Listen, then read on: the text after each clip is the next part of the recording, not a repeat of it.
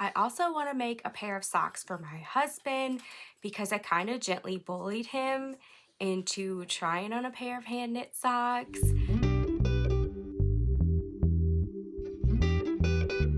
Hey, I'm Nikki, and this is the Yarn Everywhere podcast, where I share all of my yarn adventures with you, from crocheting to knitting to hand dyeing yarn. I'm going to start off with my finished projects because I have a lot to say about several of my works in progress. First on the list are these vanilla socks on DK weight in the colorway Happy Dance. I love knitting socks with speckled yarns because I just love seeing all of the little pops of color show up, and this colorway did not disappoint. This yarn is from my May Yarn Club, and the theme was celebration. My next finished item is one that has been floating around for a while, and it was a gift. So I'm gonna have to show you a picture of it, and I will also pop a picture of it up here on the screen. But I finally finished the bunny cuddler. This was the very first one that I started. I think plushies are so cute, but they are a labor of love. I just don't enjoy them. Okay, I enjoy the crocheting part. That's not so bad, but putting it together, I do not like it at all. This has been finished and in a big project bag waiting to be put together for months. Part of the reason, and I actually talked about this in my last podcast, part of the reason is because I had plans to make 2 more, and I wanted to just go ahead and make them and then just have one big assembly party, and that never happened. So I decided that I needed to just be a big girl, go ahead and put that together and gift it. I am so tickled to have that off of my list, and I'm on the fence if I'm going to make 2 more of those for my little nephews or if I'm gonna make something else. I do want to make some kind of little plushie for my nephews, so that's still on a planned project list. I just don't know what I want to make. My next finished project is this simple knit dishcloth. And y'all, I am so tickled with how this turned out. I was struggling with okay, sorry about that. Samson interruption. He is in here with me and I don't know what he was doing, but he knocked a whole bunch of stuff over. I don't even know where I was at. Knit dishcloths. I love making these, but one side, the decrease side, was awful. My tension was absolutely awful, and they turned out so wonky that they looked like I went up a needle size or 2 for the other side, and I know that I could probably block that out, but I just wasn't tickled with it. So then I just didn't make them for a really long time. I can't remember if I talked about this in another podcast, but I was working on a knit shawl pattern and was introduced to a new decrease stitch. And I decided that I was going to give dishcloths another try, and instead of knitting 2 stitches together, that I would try the new decrease that I had learned, where you slip a stitch, knit a stitch, and then you take that slip stitch and you pass it over the stitch you just knit and then off your needle. And my tension is so much better with that. Now I could enjoy knitting dishcloths again. I also put all the details for how I made this on a Ravelry project page because this is going to be my go-to knit dishcloth pattern. And I am using one of my new favorite cotton yarns. It is Coastal Cotton, the Queensland collection, and I'm obsessed with this. I think it is so pretty. This colorway is called Mermaid Beach. That wraps up all of my finished projects, and now let's dive into the projects that I am currently working on. I think this one right here is one of my biggest works in progress. Trying to get him to behave. Oh my goodness. This is a whole adventure here, let me tell you. Never a dull moment. Okay, can you be good? Hopefully he will behave. After finishing my Happy Dance socks, I immediately started another set of DKWP socks. And this one is another just plain vanilla sock. The pattern's by the Crazy Sock Lady. And I'm using the colorway Neon-Politan from my July Yarn Club. And I believe the theme was, I almost said yarn shop, ice cream shop. I love how the green pooled. Isn't that so neat? You can just kind of follow it around there.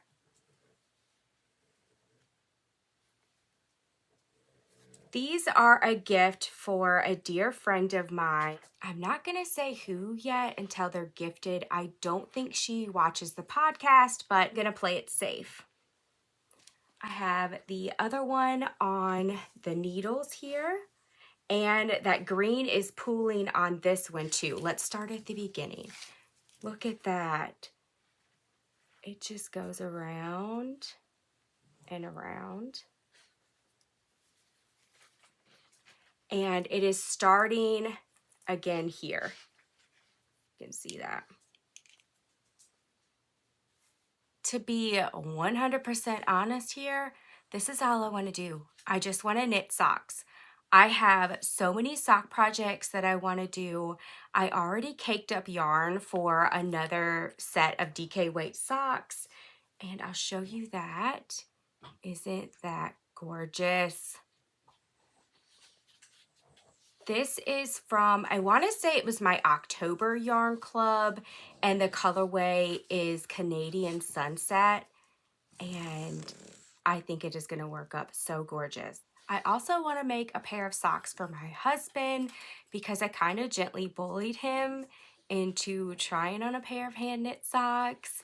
I found one of the very first sets of socks that I made with sock weight yarn. I started out with DKWP yarn because it was a lot easier and they work up faster. And then I made a pair. I think that my first actual pair of sock weight socks was the birthday party colorway. I don't really remember.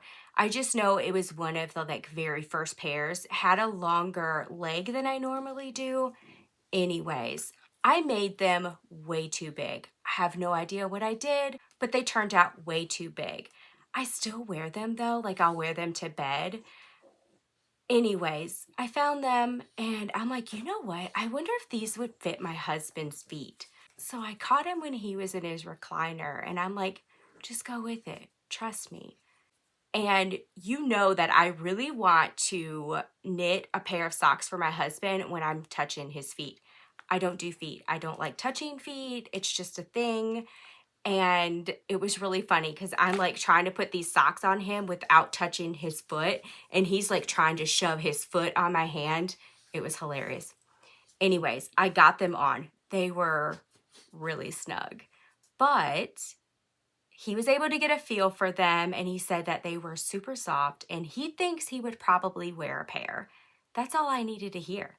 I found some yarn in my yarn stash that he approved of and he said that he would probably wear that color.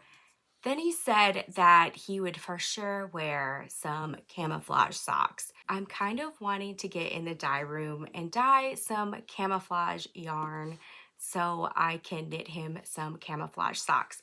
We will see. I have several other things on my list that I want to do and need to do first.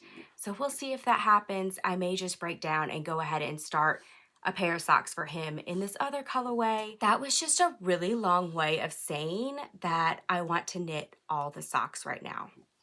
Next up is my Find Your Fade shawl. Oh, the drama. If you watched Vlogmas, you know that this has been a challenge for me from day one. And it's the funniest thing because it's the simple things that are tripping me up in this pattern. It's simple little mistakes. And it's really not a hard pattern. It's just me and my brain. Let me rein myself in before I end up starting at the beginning and giving you all of the details. This is my second time making this. I had some hiccups from the beginning and I just thought that it would be best to just start over. And I hadn't made it real far when I started over. What I love about it, I love the texture. I love the colors. I love how all of this is flowing.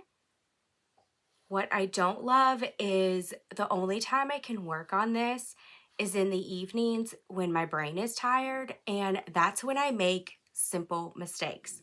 Latest drama. I have a confession to make, and y'all, it's so silly.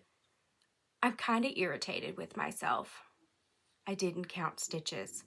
I did so good at the beginning. Like I was counting stitches. I wasn't doing it after every row, but every 2 rows, I would count stitches, make sure I was on track. I even found someone on the Ravelry project page that literally has every single row for every single section. She has the details for the row counts. I even screenshotted it. I try to make it super easy for myself. But I just got in this. I think a lot of it was I was in a hurry. I was excited. I wanted to just see how much I could get done. I didn't have a whole lot of time to work on it. So when I wanted to work on it, I wanted to work on it. I didn't want to waste time counting stitches. Well, that wasted time counting stitches would have saved me so much time and headache. Should I even say more? We're just gonna park that right there. Okay. I get to the end of, okay, so I left my pattern in the other room, so we're gonna go by memory. Most of the details don't really matter, so if I get them mixed up, we're just gonna go with it, okay? I believe it's section 7 in the pattern. That's where I'm at. That's this section right here. Section 7, after you get to the end of it, things start changing. And the spine right here that is pretty straight, the pattern states that it starts shifting. So I was like, okay, let me go ahead and count my stitches and make sure everything is good to go before I start the next part. I count my stitches and I believe I was supposed to have 233 stitches. I wasn't anywhere near that. I mean, I guess I was, but you only increase, I think, 2 stitches like every 2 rows. So that's a lot of stitches to be off. So I counted again. I was sure that I had just, miscounted. No, I was at 199 stitches or somewhere in there. I look back at the row counts for all of the rows in this section, and before I started this section, I should have had 205 stitches before starting section 7. So at the end of section 7, I had 199 stitches.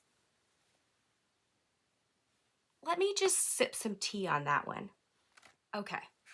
I couldn't stand it. I had to go get the pattern because I feel like I'm trying to knit with no needles here. For the life of me, I could not figure out where I went wrong. Finally, I realized that it was way back in another section, and I believe it was this section right here. So see how long this garter stitch section is here? And see how short it is here? I misread the pattern. When you change color, it has to repeat row 1 and 2 with color like A, and then repeat row 1 and 2 with color B. Then it says, repeat these 4 rows 3 more times. I did that fine. Then I missed under it where it said to repeat rows 1 and 2 with color B 14 more times. So I was 14 rows short right here. I believe, unless I made an error somewhere else that I'm just not seeing, I believe that's where my stitch count got off. I went back and forth on what I should do, if I should just continue this garter stitch row until I have the right stitch count. But the next color up is this gorgeous color here, and I really wanted that in a lace section. So I went back and I looked at the lace section, and you only increase by 18 stitches. My plan right now is to go ahead and do the lace section with this, then jump back to section 7 and just work it like I'm supposed to until I get to the 233 stitches, and then continue the pattern from there. I'm kind of sad that I messed up and I didn't do the right stitches here, but I think when it's finished, I won't really even notice. I'm hoping. We'll see. This was definitely a teachable moment. Count your stitches. Don't be like me. Count your stitches. And I know this. I tell myself this all the time, that I'm going to save time in the long run if I count my stitches. And then I don't do it. So this is the Find Your Fade shawl by Andrea Mowry, and it really is such a delightful pattern. It's not that hard. I'm the problem. I still think it's gorgeous and I'm happy with it. I'm just hoping that I can fix it and not have any more issues. If you watched Vlogmas, you know that I haven't really made very much progress on that since the end of Vlogmas, and a lot of the reason is I just put it in timeout. I kind of feel like, one, I was excited and I was enjoying it so much, but I think I was kind of rushing through it, and I know better with knitting. Like, I have to change the way I think about knit projects. They're just going to take time, especially shawls. I need to just slow down, enjoy the process, and when it gets finished, it gets finished. While that was in timeout, and I really tried very hard not to start all the projects because, oh boy, do I have a list of so many projects that I want to start right now. I was able to rein myself in. It's very hard to do. And I decided to do a Musselburgh hat. Let me show you the progress. It is so pretty. This will be my first Musselburgh hat with sock weight yarn. I've made one worsted weight and one DK weight, and I wear my DK weight one all the time. My husband and I had an adventure this past weekend. I will have to tell you about that when we get to like the life stuff at the end.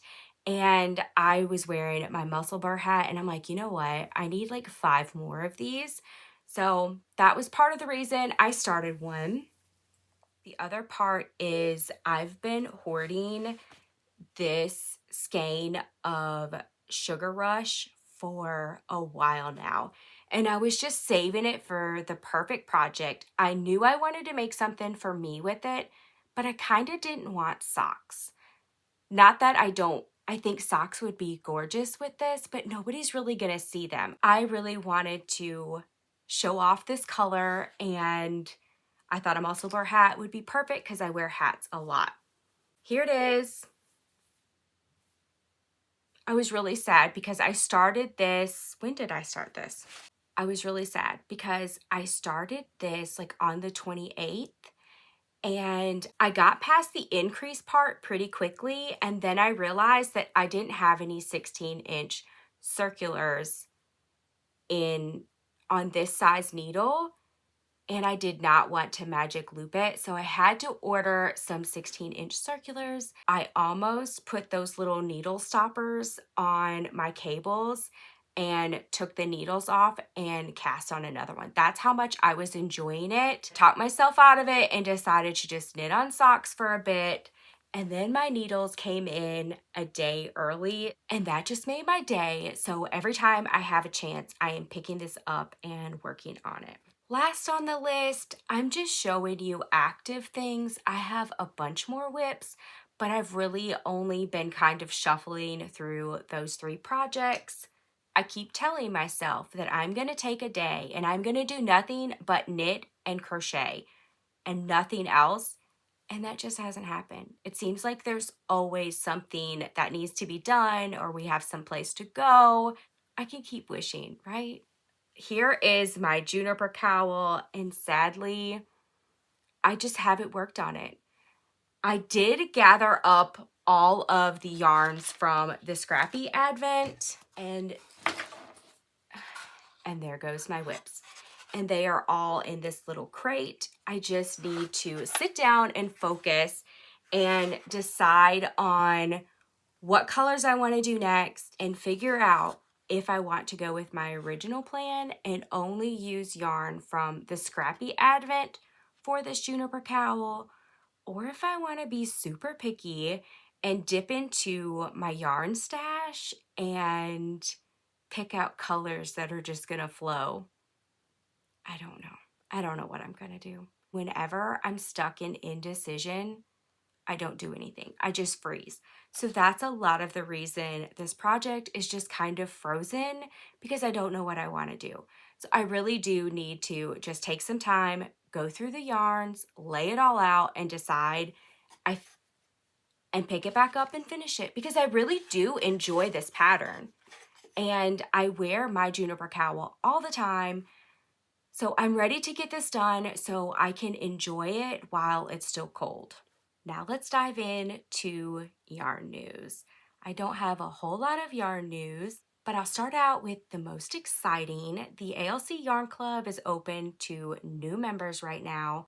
I just sent an email out a little bit ago to announce it. I haven't announced it on social media yet. I let my email list have first dibs on any of the spots because spots are limited. Then I post in all of the other places. So if you've been wanting to join the Yarn Club, now is your chance, and I will post a link below. I also have a sale going on right now in the yarn shop. All of the extra ALC Yarn Club packages are $10 off.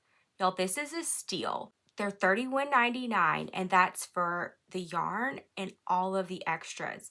Usually it's $30 just for a hank of yarn. So you're paying $1.99 and you're getting all of the fun extras too. The sale ends on Friday, January 5th, but I'm going to extend it until Sunday because I am recording this podcast later than I planned, and I really wanted to share that sale with all of you. So I am going to extend it until Sunday, January 7th.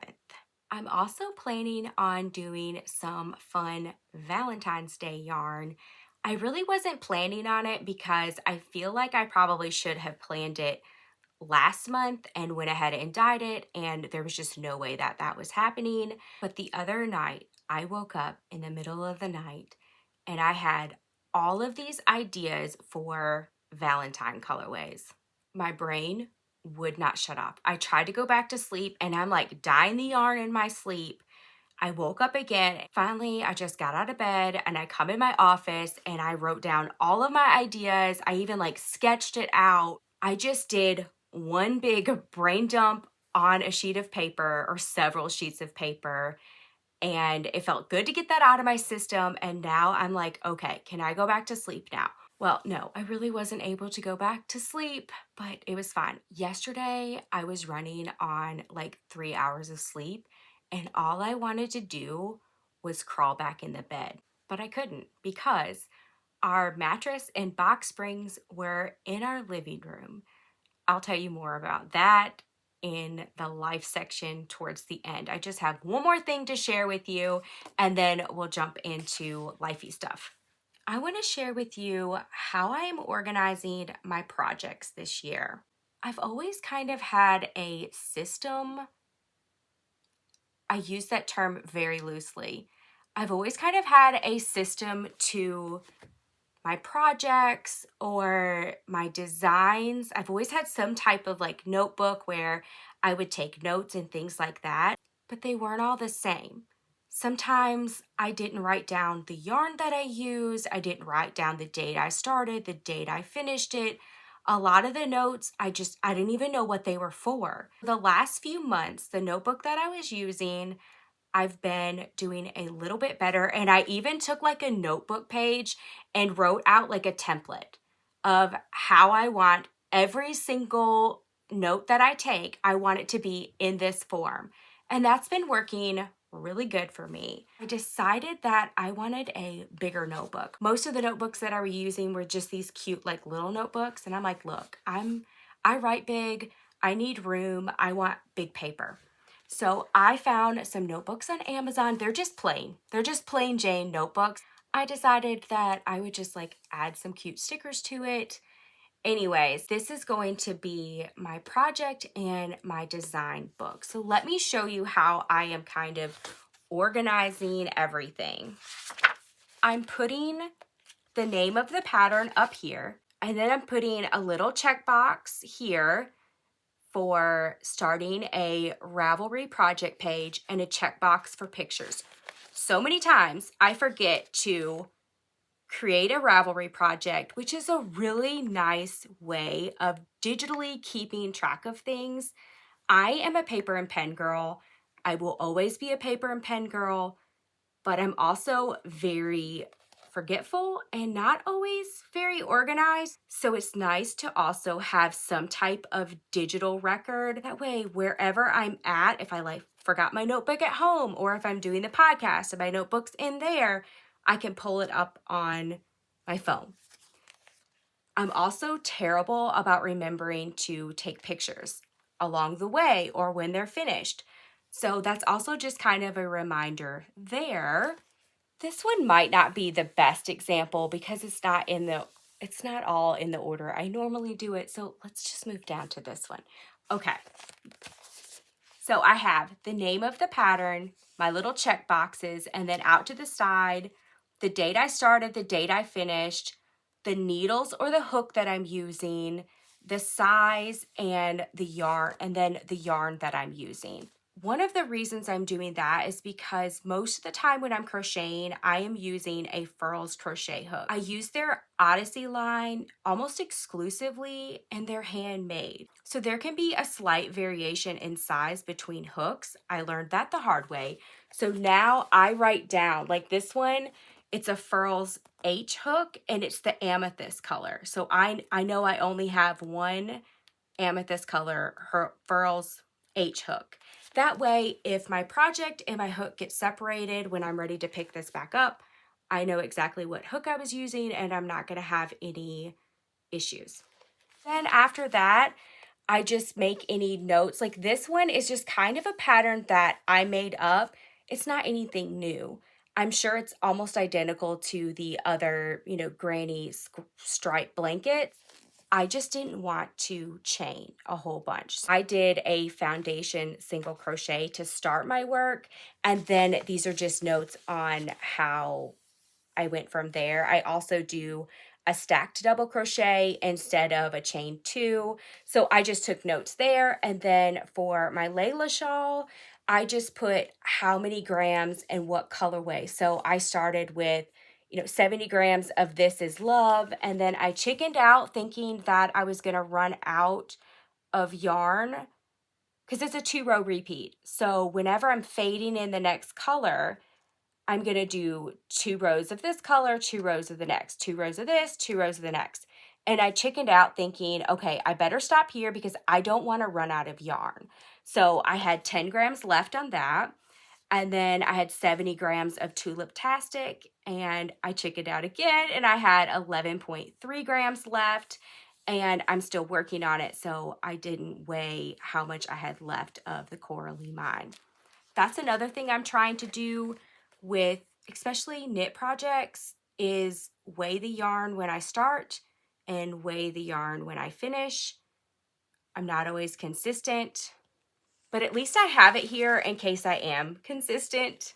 This is just kind of my plan going forward to keep track of my projects in a more orderly fashion. I'm not going to be too ticky with it, but I do like that I'm kind of basically doing the same thing over and over again for each project, because I don't even want to show you my notebook that I was using before. Half the time I'm just like, what? Sometimes. The other thing that I'm doing is I'm going to go ahead and organize for my podcasts in here. And that way, when I'm going to record a podcast and I'm like, oh, what did I talk about before? I can look back all in the same notebook and kind of know what I talked about. So I don't repeat a lot of stuff. I don't know. I just feel like things are going to flow nicely, and we'll see how this goes. I wanted to share that with you in case you were like I am and you're a little scattered, or, you lean more in the creative chaos zone. That works for me. The creative chaos, it works for me. But when I podcast or, I want to share things on social media, I need a little bit more organization so I know what I've shared, what I haven't shared, all of that. Well, that is a wrap for all of my yarn adventures since Vlogmas, and now I'll dive into just a few life things. First of all, let's just talk about this hair today. It's driving me nuts. Like, I'm trying to look at the yarn above my head instead of looking at my hair because I keep wanting to adjust it, and it's just making it worse. I think I forgot to put product in my hair because Samson had to go out after I got out of the shower, and I let him out, and then I don't even know what happened from there. I knew I was going to podcast, so I started organizing for that. I try to let my hair dry. I don't even know why I'm talking about this, but I started it, so we're just going to go with it. Okay. I try to let my hair dry naturally because it looks so much better. So I put product in it and scrunch it up, all those things, and then I don't touch it until it's dry, or I try not to touch it until it's dry. Well, I wanted to podcast today, and I also want to get in the dye room. So I decided I would blow dry my hair. And oh my goodness, whenever I blow dry my hair, it's like, oof, it's like out here. I very rarely blow dry my hair, but when I do, it's like, whoa. Anyways, so I think the problem is, one, I forgot to put product in it, and two, I used the blow dryer on it.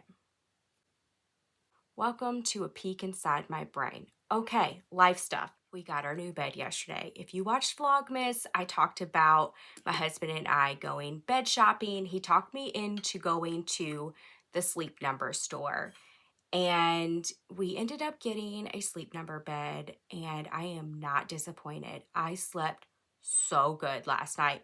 I told my husband, I don't know if it was because I only got like 3 hours of sleep the night before, or if it's because the new bed feels amazing, but I woke up with so much more energy this morning and in a really good mood, like in such a good mood that I probably scared my husband. I don't wake up mean and grumpy, but you just don't really want to talk to me until I've had coffee, because I'm probably just gonna kind of grunt at you and not speak in complete sentences. So he's used to that.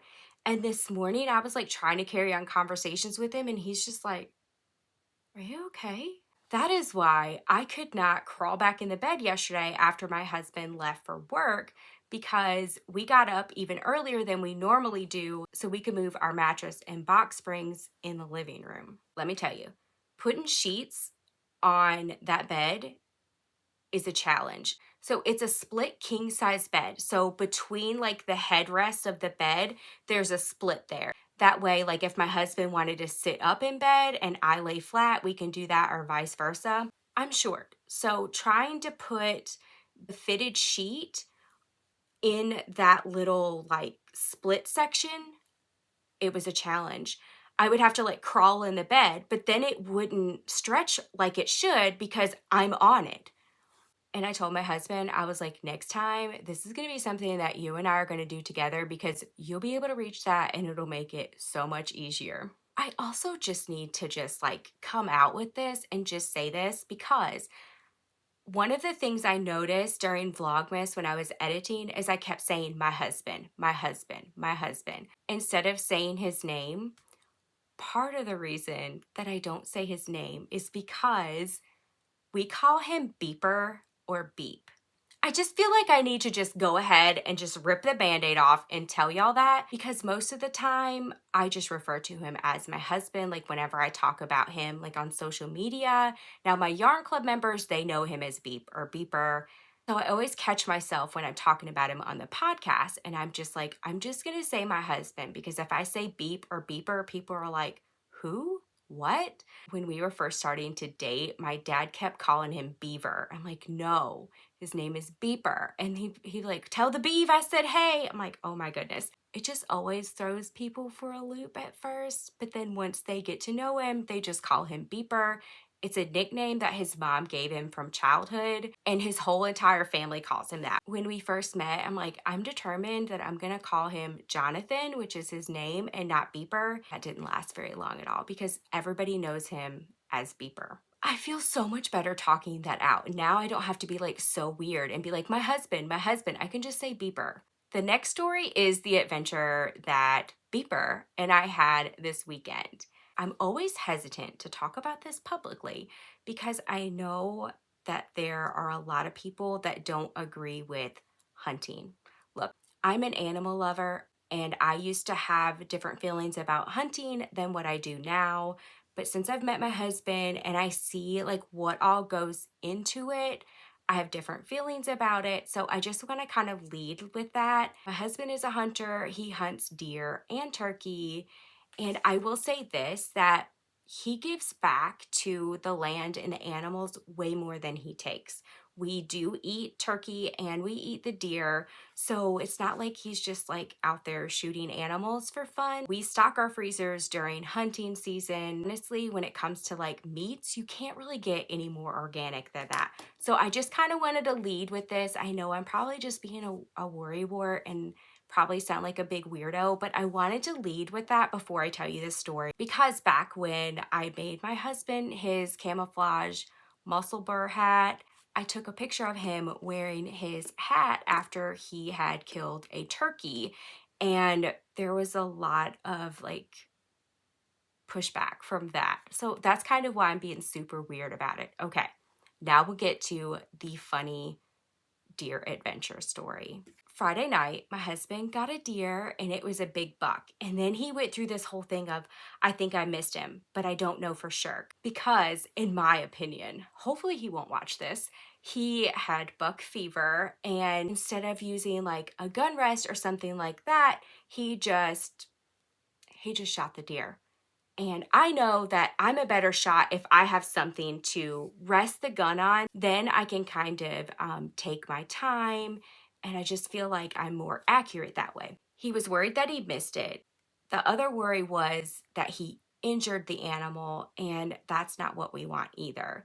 I never want an animal to suffer, and either does he. I told him that I would go with him, so I let Samson out, all that stuff. By the time that we got out there to go look and track the deer, it was dark. He did hit the deer, so we started tracking through the woods. He seemed to always go to water.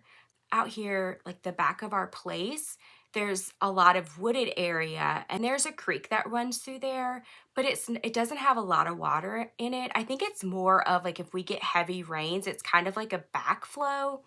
Anyways, the deer ended up going across there. So we had to climb down this like steep embankment and back up the other side. And I'm just like clawing at dirt and things like that, trying to get up to the other side. It was a whole adventure.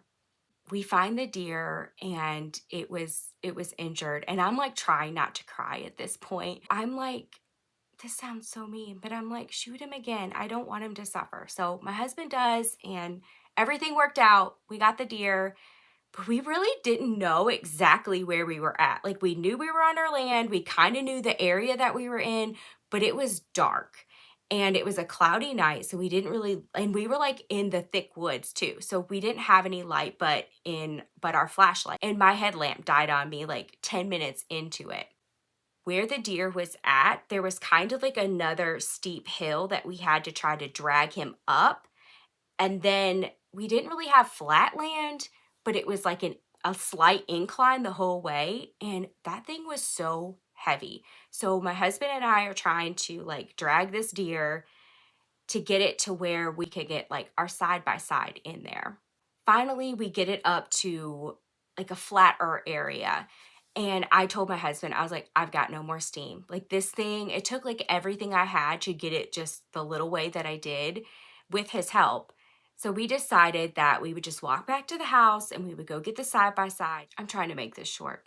Anyways, we decided, he was like, well, do you want to go back across the creek or do you want to take the long way? I was like, look, I was fighting vertigo earlier today. I do not want to have to go back across that creek. I would rather go the long way around. So we get out of the woods and we finally figure out like where we're at. And it's like, I hope we can find the spot where we went in at, because we kind of knew the area, but you know, at dark, you just kind of get turned around. Everything looks the same. So I always have a hair tie around my wrist and it was hot pink. So I just like tie it up on a tree limb.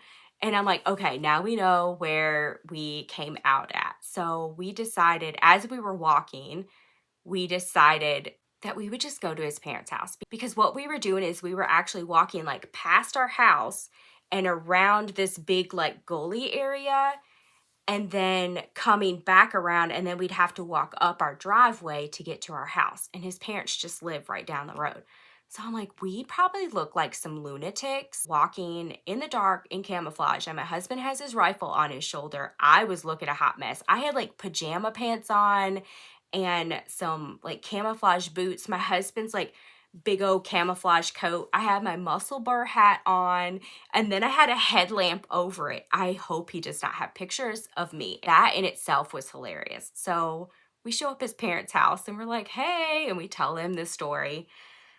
And let me back up. Halfway out of the woods, we hear like coyotes. And I was not about to walk in the woods not being armed. So I'm like patting for my Glock. And then I'm like, oh my gosh, my Glock fell out of my jacket. So I had given it to my husband and he gave it back to me. And I think just in like all that was going on, I forgot to zip my jacket up.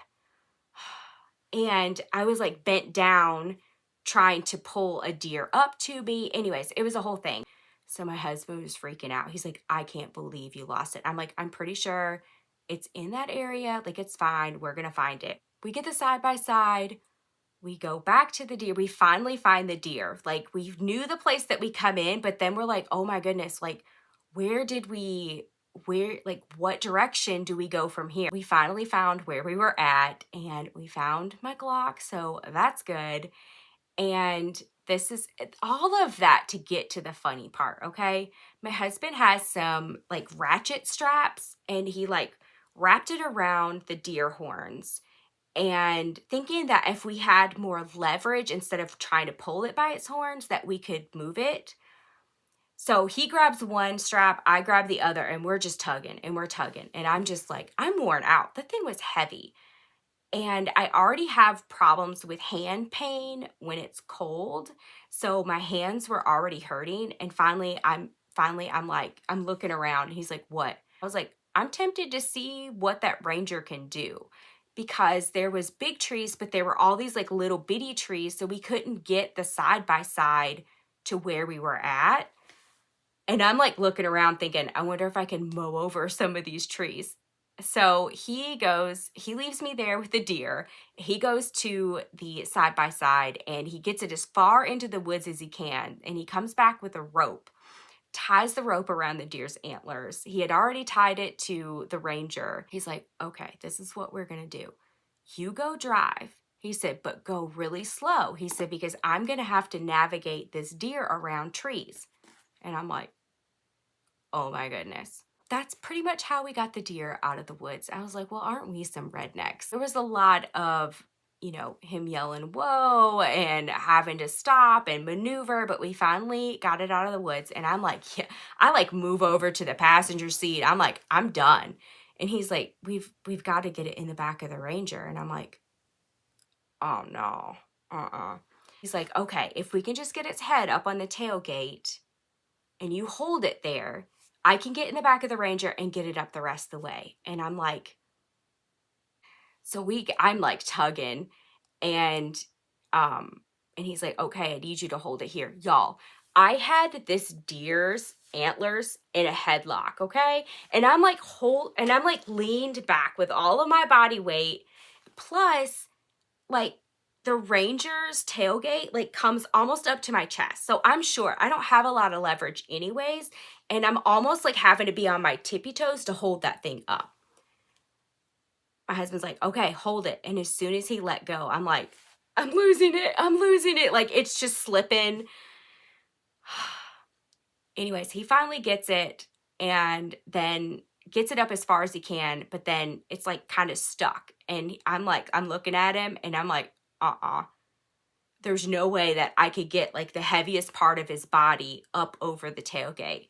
So he's like, go grab his legs and see if you can get it up the rest of the way. I was like, oh. So I'm like, anyways, we were able to get it finally in the back of the Ranger. And I looked at my husband and I said, I'm done. Like, no more. I was like, expect zero effort on my part from this point. Like, I need a nap. That was my Friday night.